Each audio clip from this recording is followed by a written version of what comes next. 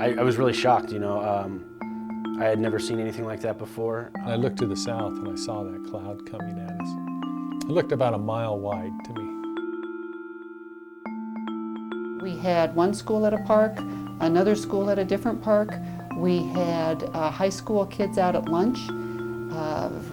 It was a scary time. This debris started flying towards the storm, and it wasn't much longer after that we realized, what it was. It was a tornado, and we took refuge in the basement, and all of us tried to call respective family and try and give warning where we could, and phone lines went down pretty quickly.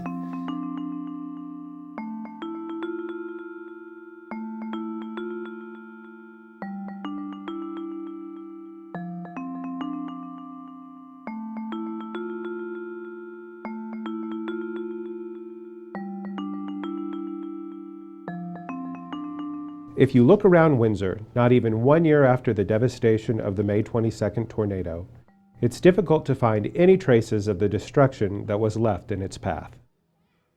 Certainly, there's still some rebuilding to be done, repairs to be made, and trees to be planted.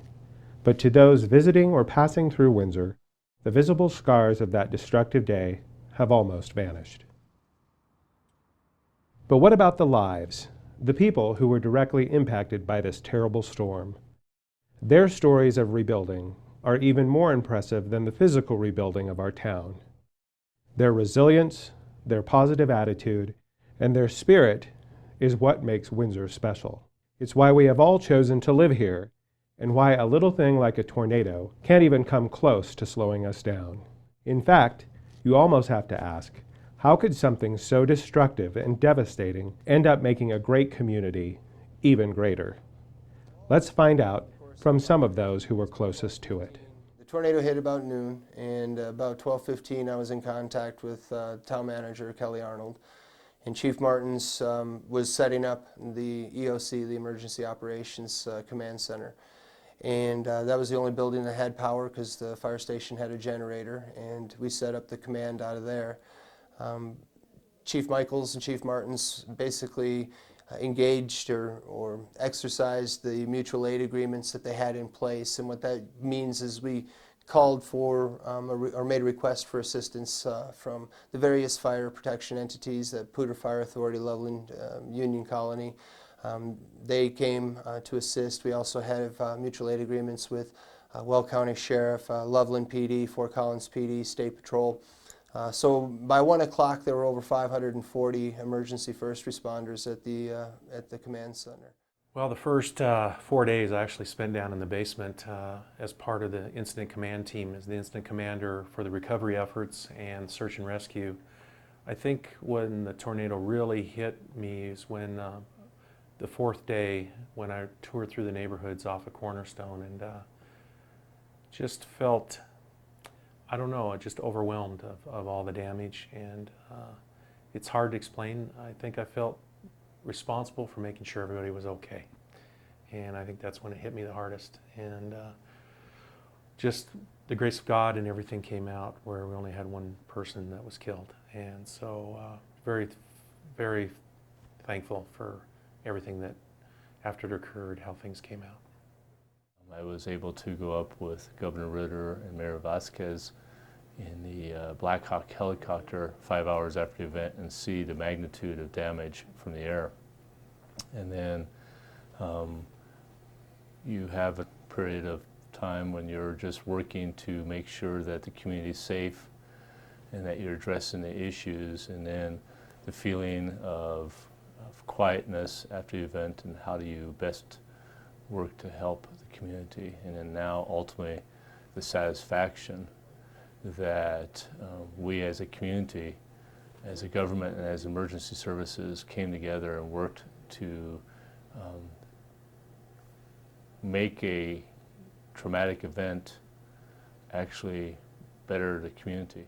The phone rang, so I answered that, and I told when Vincent mentioned that I think a tornado's coming, I told the lady on the phone that I think a tornado's about ready to hit my building, so I'm going to have to go, and she said, take care. So I hung up, We both ran into the office. I told Vincent to get under the desk, and I went over by the filing cabinets and turned my back away from the windows, took my jacket, covered up over my face, and then just hunkered down and wrote it out that way. I could hear the steel twisting on the building. I would look up on occasion and look out the window and see how black it was with white streaks blowing by. At first I was thinking about how it was unusual that the windows weren't breaking. At the very first when the tornado hit, you could feel the building moving and flexing, but I did not hear any glass breaking. But then once they started breaking, then it broke rapidly. On the last day of school, we had students at neighborhood parks. We had students at lunch in celebration, and we needed to bring everybody in within 10 minutes for a lockdown because of a tornado. And it was a scary time for children and staff. It was a time in which children and staff and parents also came together, and that I learned about the tremendous response of people in this community, that when a tragedy happens, how people pull together and take care of each other. Some of the things that happened very quickly for the police department is that there was a golf tournament going on at Water Valley with law enforcement commanders. And there's also a SWAT training, combined training of the Loveland Fort Collins SWAT team at the Budweiser Event Center. So all those guys immediately just came in. So I had 30 or 40 officers available within minutes of this tornado to start security for our town. Now, we set up what we call the war room at the EOC for the police officers, and in there I probably had 3,000 years of law enforcement sitting around. And these are commanders that I've known for many, many years. Guys I know, I trust. I know the resources they can bring in, so we put together an immediate security plan. We were going to shut down the sections of town that got hit the hardest, make sure that there's no looting going on, keep people out that didn't need to be there, and we set up our perimeters within 60 minutes, 90 minutes. All that came together, I think, which really helped our community.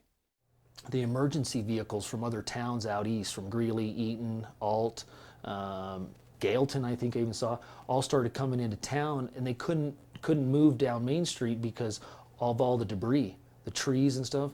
So we ran out in the road, my dad and I, and we started trying to move trees, and then you had contractors that were coming in with loaders to try to just clear the road, because at that point you didn't know what the devastation was.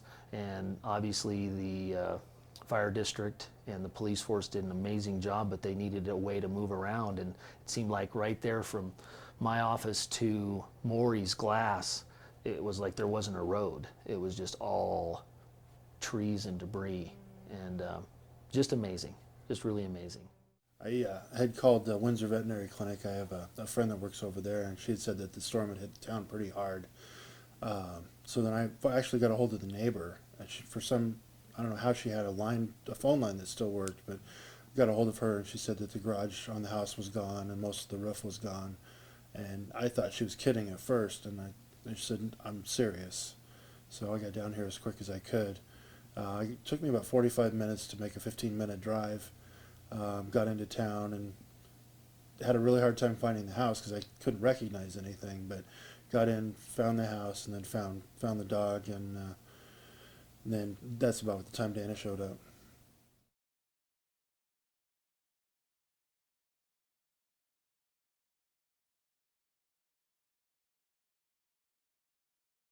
I look at the tremendous response from the community of Windsor and also from surrounding communities that have organized themselves. We organized within our neighborhoods, came together and did what needed to be done.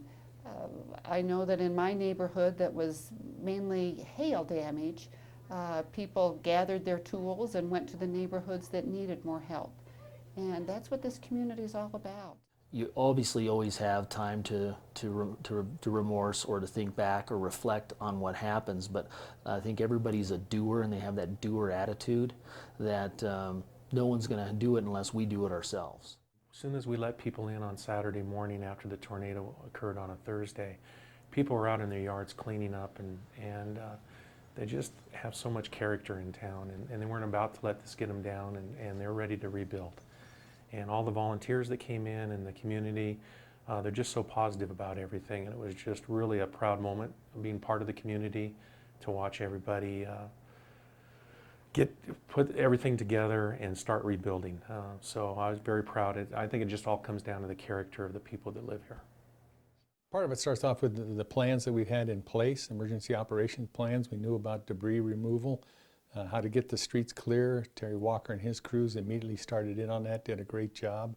We developed a security plan to protect the town, and then all the volunteers that came in.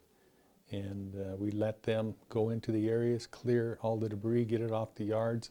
The contractors that came in and donated their time. A tremendous response, you know, and I don't know if I've seen that in other communities, where everybody pulled together so quickly in one common cause: get it cleaned up, get back to normal. And we've done it quicker than any place I know. A lot of pride in our town. I think Windsor has proven the model that if we are able to work together and build together, we can create a better future for our residents. And I think that's why Windsor was able to recover and continue to build for the future. I would see the town employees driving down the street in front end loaders cleaning the bricks off. I heard chainsaws fire up pretty much immediately afterwards. Windsor is just one of those great little towns that they all group together and support each other, and I wouldn't live anywhere else. I've heard some of the cities back east that have had storms like that, it takes up to 2 years, and it's going to be less than a year, and you never even know at this point, unless you knew that the tornado had hit town, you wouldn't even question it. So I think that's what impressed me the most, and I think that's probably the biggest reason. Again, it goes back to the character of the community. This is a community that's never depended on anybody to provide for it. They've always been a community willing to work hard to do for themselves and take care of their neighbors. When FEMA rolled into the Windsor community, they had an expectation of a community of, a rural community with everybody standing in line going, "Oh, help us, we just got hit by a tornado." No, that's not the character of this community. This community they've already got their boots on, their gloves on, and they've got their rakes and their shovels. And they say, if you want to come along and help, we'd love to have the help, but we're not waiting for you. We're not going to wait for you to come and do this for us. We'll take care of it ourselves if we have to. If you want to help, if you can help, we'd love to have it, but we're not going to wait for it. And I think that that's a major difference between how a community recovers and how one doesn't. If you wait for somebody to do for you what you could do for yourself, you could potentially be waiting 3 years. If you do for yourself and don't expect others to do for you, you can do it in a lot shorter amount of time. Federal, state, and local agencies have held up Windsor as a textbook case of how to respond to a disaster of this magnitude. And clearly, from the responses we just heard from community members and leaders, it is the people that live here that make a difference. Never once did you hear or see any self-pity. It was all about helping your friends, neighbors, or in many cases, people you didn't even know. That sense of community spirit, community caring, is real, tangible, and not something you just read in a Chamber of Commerce brochure. It is something you experience every day living in this great town. It is what helped us all through what could have been a terrible tragedy. It's why we all call Windsor home.